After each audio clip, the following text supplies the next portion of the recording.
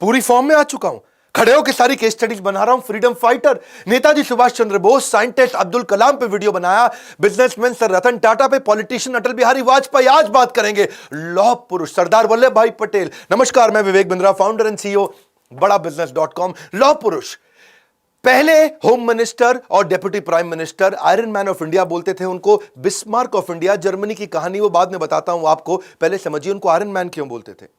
छोटी उम्र में एक बार उनको फोड़ा हो गया, फोड़े में भर गई पस, वहां तक बहुत दर्द। डॉक्टर बोला कि इसमें तो थोड़ा जलता हुआ गर्म लोहा डालना पड़ेगा, फोड़ना पड़ेगा फोड़े को। बहुत मुश्किल था वो, डॉक्टर भी घबरा रहा था, माता पिता रिश्तेदार दोस्त बोले नहीं हो पाएगा नहीं हो पाएगा। छोटी उम्र में सरदार वल्लभ भाई पटेल अपने हाथ से उस गर्म जलते हुए लोहे को लिया और उस फोड़े को फोड़ दिया। एक्चुअली टॉलरेट करने की दर्द को ना बहुत बड़ी एबिलिटी थी उनके अंदर, फियरलेस थे, डरते नहीं थे। विल पावर उनकी बचपन से दिखती थी। आपने कभी सोचा है अगर सरदार वल्लभ भाई पटेल नहीं होते तो देश कैसा होता? अगर आप कश्मीर से कन्याकुमारी या अगरतला से अहमदाबाद तक अगर आपको जाना तो कम से कम 7-8 बार वीजा लेना पड़ता। सोच रहे हो मेरी बात को? अगर नॉर्थ से साउथ की तरफ चल रहे हो, कितनी बार वीजा, कितनी बार परमिशन लेना पड़ता। ये देश नहीं होता, ये कई देशों का एक कॉन्टिनेंट होता है इंडिया। अंग्रेजों ने जहां हिंदुस्तान को टुकड़ों में बांटा था, वहीं सरदार पटेल ने उस खाई को पाटा था। 31 अक्टूबर 1875 नाडियाड गुजरात के अंदर इनका जन्म हुआ। शुरू से शुरू करते हैं। पिता जावेर भाई पटेल किसान और फ्रीडम फाइटर। 1857 के फ्रीडम मूवमेंट में उन्होंने भी बड़ा योगदान दिया था। आर्थिक स्थिति शुरू में कमजोर थी, दोस्तों से किताबें मांग के पढ़ा करते थे। 10वीं क्लास उन्होंने NK high school Petlad Gujarat के अंदर 1897 में पढ़ाई पूरी करी। बाद में उन्होंने लॉ की पढ़ाई करी, सेकंड रैंक लेकर के आए और राइट टू प्रैक्टिस लेके आए। लेकिन लॉयर ऐसे बने जो कि अनडिफीटेबल, उनको हरा नहीं सकता था कोई। शुरू में तो वो गांधी को पसंद नहीं करते थे। जब गांधी गुजरात क्लब आते भी है ना तो वो बोले कि भाई ऐसे संडास साफ करके और ब्रह्मचर्य का व्रत करके देश में आज़ादी नहीं मिलने वाली। वो लॉयर थे उस समय, बहुत उनको जबरदस्त लॉयर हुआ करते थे। लेकिन 2 साल के बाद जब चंपारण का सत्याग्रह से वो बड़े प्रभावित हुए, उसको देख के से कहते हैं फलेन परचीयते। गांधी के जब उन्होंने फल को देखा वो बड़ा प्रभावित हुए उससे। फलेन परचीयते मतलब फल परिचय कराता है कि जड़ कैसी थी। किसी पेड़ के बारे में जानना हो ना, पेड़ कैसा है, तो फले न परिचित है। उस पेड़ में अगर फल बढ़िया लग रहा तो मतलब पेड़ ठीक है। गांधी जी से उनकी मुलाकात 2 साल के बाद हुई थी, जब वो बॉम्बे प्रेसिडेंसी पॉलिटिकल कॉन्फ्रेंस में आए थे अहमदाबाद के अंदर 1917 में। और वहां पे गांधी जी से बड़े प्रभावित हुए कि उन्होंने resolution of loyalty to the British king, एक ऐसा डॉक्यूमेंट था रेजोल्यूशन ऑफ लॉयल्टी, यानी कि हमारे को बड़ा वफादार होना पड़ेगा ब्रिटिश राजा के लिए। लॉयल्टी का रेजोल्यूशन, ताकि कसम खाओ सबके सब कर्मणा मनसा वाचा, आप सबके सब समर्पित हो अंग्रेजों को। तो उन्होंने, गांधी जी ने फाड़ दिया उसको। ये बड़े प्रभावित हुए उनसे। तब उन्होंने वहां से अपना कोट वोट फेंका फाड़ करके और बिल्कुल आग वाग लगा दी, मातृभाषा का प्रयोग करना शुरू किया। बोले पैसा तो बहुत कमा सकता हूं पर आजादी नहीं दिला पाऊंगा। उस दिन से धोती कुर्ता उन्होंने पहन लिया। फिर कई साल उन्होंने गांधी को सहयोग तो किया, पर 1928 में वो मौका आया जब वो एक्चुअल लीडर बन के निकले। हुआ क्या था कि गुजरात में जो कुछ किसान थे उनकी फसल खराब हो गई थी। बारदौली तालुका के थे किसान गुजरात में, और जो अंग्रेज थे, किसानों की फसल थी नहीं, 6 से 22% तक टैक्स बढ़ा दिया और बोला तुम टैक्स नहीं दोगे तुम्हारी जमीनें हड़प लेंगे। ये किसान पहुंचे गांधी जी के पास। गांधी जी बिजी थे, उन्होंने पहली बार सरदार पटेल को भेजा। तब तक वो सरदार नहीं थे, जब तक वो वल्लभ भाई पटेल हुआ करते थे। तो पटेल गए वहां, जाके उन्होंने पता किया कि भाई चक्कर क्या है, ये सारी की सारी जमीनें हड़प लेंगे अंग्रेज। तो पटेल ने एक आइडिया लगाया। क्या बोले कि मैं कुछ गुप्तचर बनाता हूं और ये पता लगाता हूं कि ये कौन से किसान की आज जमीन हड़पने वाले हैं अंग्रेज लोग। और इनको नियम मालूम था लॉयर होने के कारण कि या तो अंगूठा लगाएगा तब जमीन अंग्रेजों के नाम पे होगी, या साइन करेगा तब जमीन अंग्रेजों के नाम पे होगी। तो गुप्तचर से पता लगवाया कि आज कौन से किसान का घर नीलाम होने वाला है। और जैसे ही उसका पता लग जाता है कि भाई आज इस पटेल का घर नीलाम होगा, तो उसको पहले ही गायब कर देते थे। अब जब किसान गायब, अंग्रेज ढूंढे, भाई ये किसान किधर गया, ये किसान किधर गया। अंग्रेज हो गए परेशान। अब जिसका घर नीलाम करना हो वो किसान गायब हो जाए, जिसका घर नीलाम। इनके अपने गुप्तचर थे, ये पता लगा लेते थे कि आज अंग्रेज किसके घर जाएंगे। इतनी इनकी इंटेलिजेंस, सारे के सारे किसानों को एक एक करके गायब कराते थे, 2 महीने बाद वापस ले आते थे।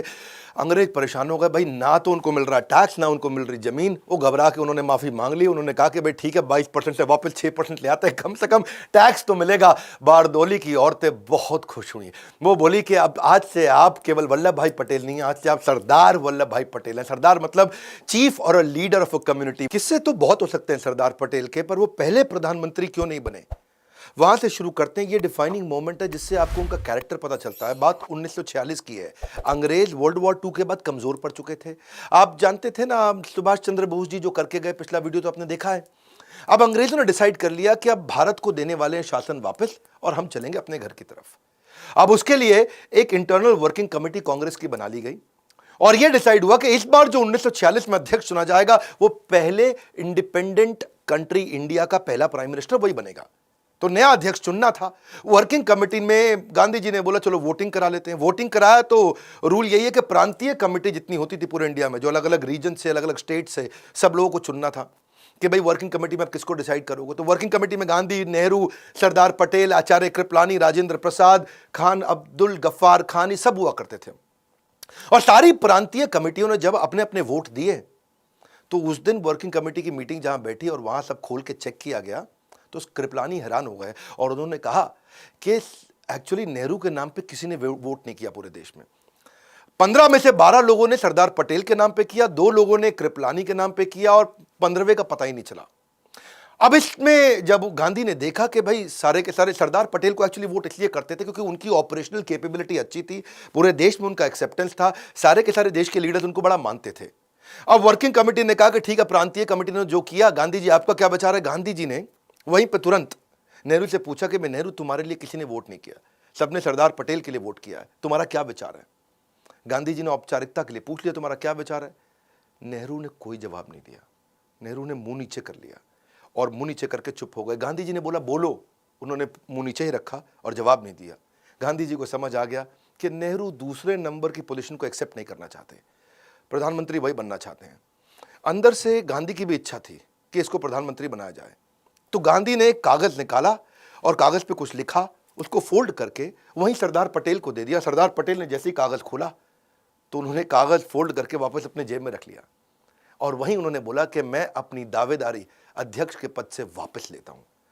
सब देखने लगे सरदार पटेल को, सब समझ गए कि गांधी जी ने मना कर दिया कागज पर लिख के और उन्होंने अपनी दावेदारी तुरंत वापस भी ले ली। अब बात यह है कि सरदार पटेल उस एकलव्य की तरह थे और गांधी उस द्रोणाचार्य की तरह थे जो अपने अर्जुन, नेहरू प्राइवेटली उसी को आगे बढ़ाना चाहते थे। और नेहरू क्योंकि अध्यक्ष बनना चाहते थे, बाद में जब यह डिसाइड हो गया कि यही प्राइम मिनिस्टर बनेंगे आगे चल के, तो कुछ पत्रकारों ने आकर के पूछा भी गांधी से कि जब पूरा देश चाहता था कि सरदार पटेल को ही प्रधानमंत्री बनाया जाए, उन्हीं को अध्यक्ष बनाया जाए ताकि वो प्रधानमंत्री बने, क्या आपको विश्वास नहीं था सरदार पटेल की कैपेबिलिटीज पे। गांधी बोले नहीं, विश्वास तो पूरा है, लेकिन दूसरे नंबर का पोजीशन नेहरू एक्सेप्ट नहीं करते। तो बोले कोई बात नहीं, पूरा देश तो सरदार पटेल को चाहता था।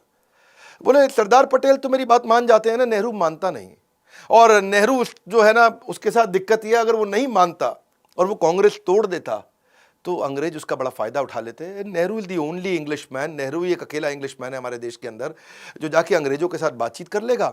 वो अपना बढ़िया सफारी सूट पहन के, हाथ में पाइप लेके, यहाँ गुलाब का फूल टांग के आगे चलेंगे। एक्चुअली पहले भी 1929 में, 1936 में, 1939 में भी गांधी ने सरदार पटेल को पीछे किया था। तेजस्वी मान अपना खोजते नहीं है, अपनी पैरवी बतलाकर पाते हैं जग में सम्मान, प्रचंड कर्म दिखलाकर। ऐसे थे सेल्फलेस और निस्वार्थ सरदार पटेल। पार्टीशन के समय में माउंटबेटन ने डिसाइड किया कि एक कमेटी बनाते हैं और डिसाइड करते हैं। देखो, ये पार्टीशन जो था ना, ये एक ऐसा स्टार्टअप का डीमर्जर हो रहा था, एक तरह से समझो।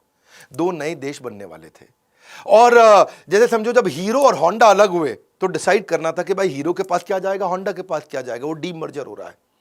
मैन पावर किसके पास जाएगी, कैश इन सरप्लस किसके पास जाएगा, रिजर्व्स किसके पास जाएंगे, लायबिलिटी किसके पास आएगी, प्लांट किसके पास जाएगा, मशीनरी किसके पास जाएगी, जमीनें किसके पास जाएंगी। ऐसे ही माउंटबेटन ने डिसाइड करना था कि मेरे को यहाँ से भारत की तरफ से और पाकिस्तान की तरफ से, दोनों की तरफ से मुझको एक एक लीडर चाहिए इस मीटिंग में जो नेगोशिएट करेगा। पाकिस्तान की तरफ से मोहम्मद अली जिन्ना खुद ही सामने आ गए और मोहम्मद अली जिन्ना छोटी छोटी चीज़ों पे बहुत तंग करते थे। दकियानूसी, रूढ़ीवादी, गांव की चिड़चिड़ी, हर बात पर बहस करने वाली सास की तरह थे। और नेहरू जानते थे कि इतना नेगोशिएट हमारी तरफ से तो खाली सरदार पटेल कर सकते हैं, तो उन्होंने सरदार पटेल को आगे कर दिया। अब हर एक चीज़ पे बहस होने लगी। वो 3 महीने बड़े अजीबोगरीब गए। उन 3 महीनों में पाकिस्तान को उन्होंने बोला कि भाई तुमको आधा आधा कुछ नहीं देंगे, हर चीज़ का लगभग 80% हमको मिलेगा, 20% तुमको मिलेगा। तुम्हारा क्षेत्रफल भी छोटा है, तुम्हारी पॉपुलेशन भी कम है। और पाकिस्तान को अगर तुम्हें हम इतनी सारी फैसिलिटी दे रहे हैं तो हमारे कर्जे को भी तुम्हारे को अपने ऊपर लेना पड़ेगा।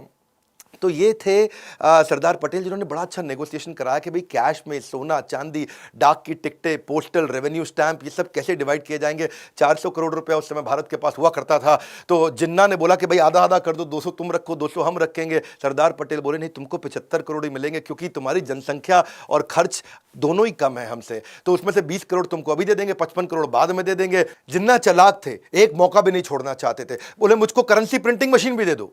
सरदार पटेल बोले अपना देश बना रहे हो, हर चीज मांगोगे क्या, भिखारी हो, अपनी प्रिंटिंग मशीन खुद ही बना लो वहां पे जाकर के, तब तक जितने नोट चाहिए हमसे ले जाना, काम चला लेना। जिन्ना बोले कोई बात नहीं, चलो आईबी दे दो, अपना इंटेलिजेंस ब्यूरो मेरे को दे दो, उसको भी आधा आधा डिवाइड करेंगे। सरदार पटेल बोले भैया ऐसा है, सुनो, देश का बंटवारा हो रहा है, राज का, हमारे सीक्रेट्स का बंटवारा नहीं हो रहा।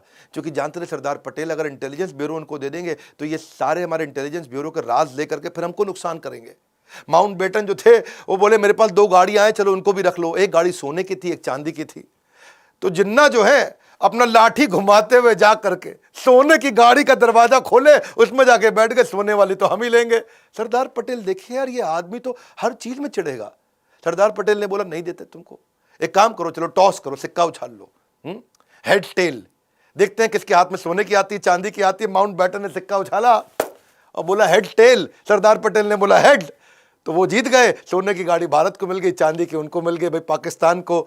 सरदार पटेल जिन्ना को समझ चुके थे।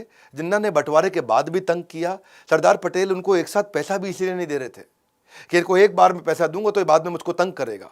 तो 75 करोड़ में से खाली 20 ही दिया था। गांधी जी बोले बाकी पैसा उनको दे दो। बंटवारे के बाद उन्होंने देखा कि जब जिन्ना दोबारा से आतंकवाद की सारी हरकतें उन्होंने शुरू कर दी, सरदार पटेल ने बोला अब तो पैसा नहीं दूंगा। गांधी जी बोले ठीक है, मैं अनशन कर लेता हूं। सरदार पटेल समझ रहे थे, गांधी जी बात बात पे अनशन कर रहे थे। वो उनके जाके चरण भी छूते, नहीं नहीं गांधी जी माफ करिए, मैं दे दूंगा, ये हमको भी तंग करेंगे। और सरदार पटेल सरदार भी थे, एकदम बहुत मजबूत भी थे। तो वो एक ऐसे व्यक्ति थे जो सारे माहौल के हिसाब से काम करते थे। कलकत्ता में इन्होंने दोबारा दिक्कतें करी, 5000 लोग वहां मारे गए, हिंदू मुसलमान के झगड़े हो रहे हैं। 7 सितंबर 1947 को उन्होंने एक आदेश दे दिया, दंगाइये को देखते गोली मार दो। हाँ, यहां पे लाहौर को, मैं दिल्ली को एक और लाहौर नहीं बनने दूंगा, क्योंकि वो मानते थे कि एकता ही देश की तकदीर है, और जिसमें एकता नहीं है वो देश तो फकीर है। हजरत निजामुद्दीन में सारे मुसलमानों को जब दिक्कत आई, सरदार पटेल वहां पहुंच गए, बोले सारे मुसलमानों की रक्षा मैं करूंगा। भाई जो हमारे देश को मुसलमान वफादार नहीं हो, भले ही पाकिस्तान चला जाए, पर जो हमारे देश में रहेगा उसकी रक्षा मैं करूंगा। उन दिनों जिस समय जब ट्रेन पाकिस्तान से इंडिया आती थी तो उसमें हिंदुओं की लाशें होती थी, तो उन्होंने अमृतसर से मुसलमानों की लाशें भेजनी शुरू करी। तो सरदार पटेल खुद अमृतसर पहुंच गए कि ये तो वो शहर है जहां हिंदू और सिख और मुसलमानों के खून को जलियांवाला बाग से रंगा गया था। भाई सारे सिखों को ध्यान रखना पड़ेगा। और जाकर के उन्होंने वहां भी बोला कि भाई मुसलमानों को अब नहीं मारेंगे।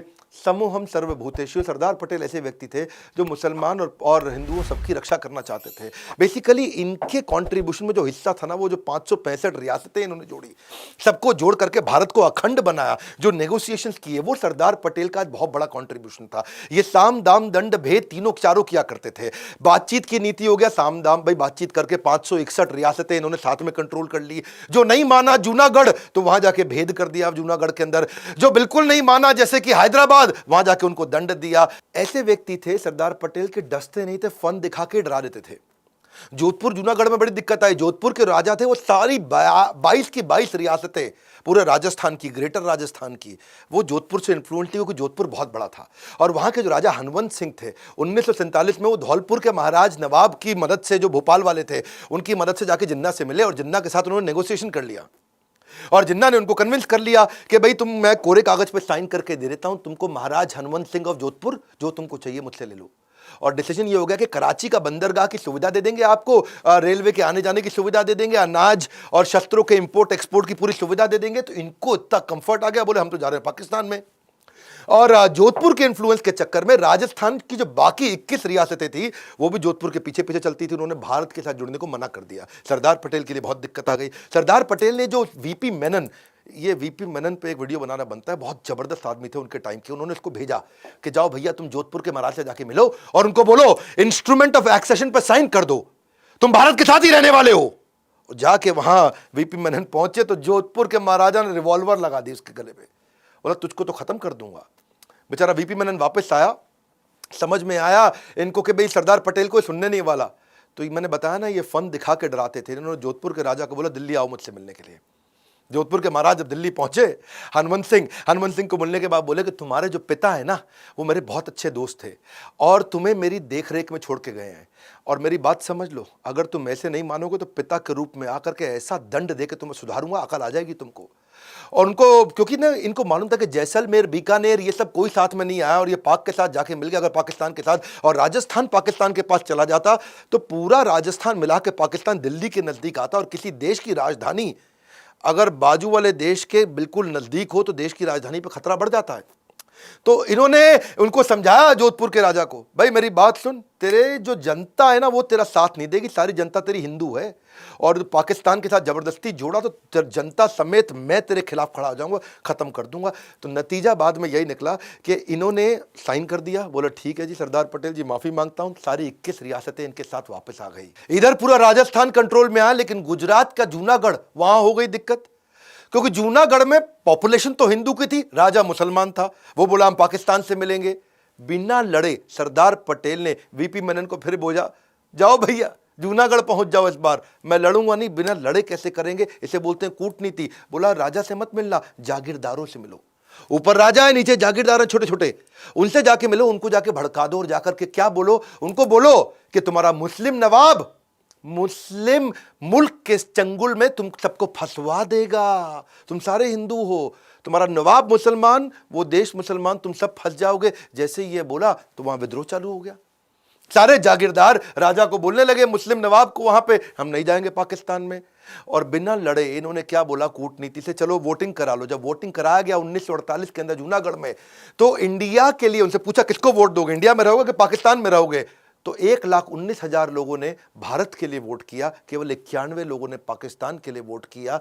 यहां से जूनागढ़ वापस आया। हैदराबाद में ज्यादा दिक्कत थी, क्योंकि हैदराबाद बड़ा बहुत था, वो इतना बड़ा था, आज का हैदराबाद नहीं है, आंध्र प्रदेश, तेलंगाना, कर्नाटका, मध्य प्रदेश, छत्तीसगढ़ के काफी इलाके हैदराबाद में आते थे। हैदराबाद भारत देश का पेट था, पेट का बन चुका था कैंसर। और जो वो हैदराबाद के निजाम का सलाहकार था वो बहुत पागल आदमी, कासिम रिजवी, उसके साथ दिक्कत। 12 जून 1947 को भारत आजाद हुआ नहीं, उसने पहले ही अपने आप को घोषित कर दिया हम आजाद हो चुके हैं। अब कितना सरदार पटेल उनको समझाए, ये उल्टा धमकी दे दे। ये बोले हम सबसे अमीर हैं, सबसे शक्तिशाली हैं, वास्तव में शक्तिशाली थे और हमारे पे कोई कब्जा कर नहीं पाएगा और भारत तुम्हारी क्या औकात, हम सेपरेट देश हो चुके हैं।